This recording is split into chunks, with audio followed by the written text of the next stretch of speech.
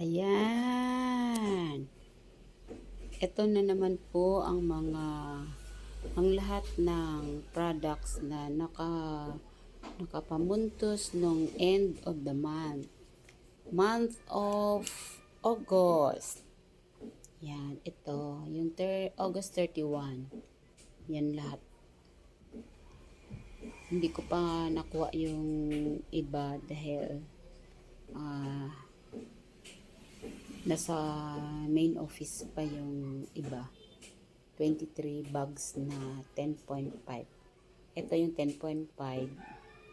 Ito naman yung 21 grams. Ito naman yung 12. 12 yan. Yan ang 12 grams. Maliit na bag. 10 ang laman. Ito naman yung 21 grams. Malaking sachet. Pwede dalawang timpla. Tsaka ito naman yung 10.5 grams. 20 din ang laman ng isang bag. Naka-stick siya. Then ito naman yung mga food supplements. Yan, spirulina 90, yung RG30, ito yung natural antibiotic, D30. Yan, ito naman yung Ganocilium GL. Spirulina din siya na 90. Yan siya. Tapos yung toothpaste na malaki. Tsaka yung Shimint candy. Maganda sa sore throat. Kung may bad breath din.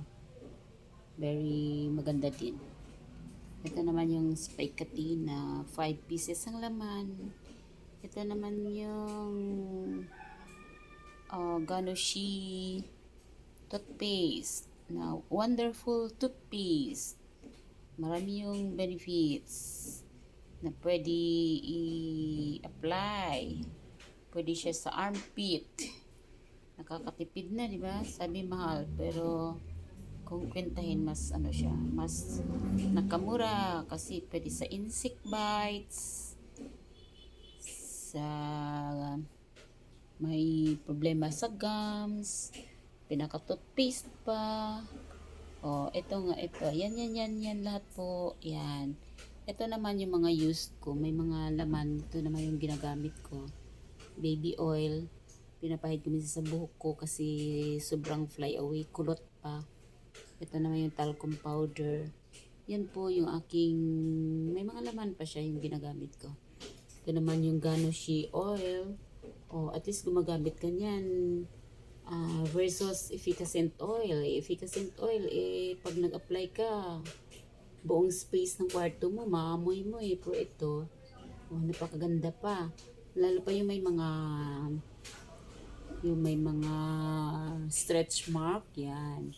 Yung namang problema, yung bagong panganak, yan, na-stress yun dahil dun dahil syempre na-stretch yung stomach. Dahil sa pregnant, nagkakaroon ng stretch mark. Yan, medyo na-prevent niya. Binabalik niya yung stretch mark. Tapos, pinifix niya yung tiyan. Bumabalik siya sa natural na tiyan. Yan siya. Yan ang aking lipstick. DX lipstick. Wala na sa box kasi yan ay aking ginagamit. Yan lang ang aking product na bumalik dahil sa napuntusan last August 31. Okay, that's it.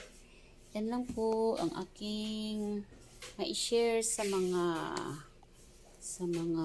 aking members at saka sa aking team, sa aking mga members saka non-members din.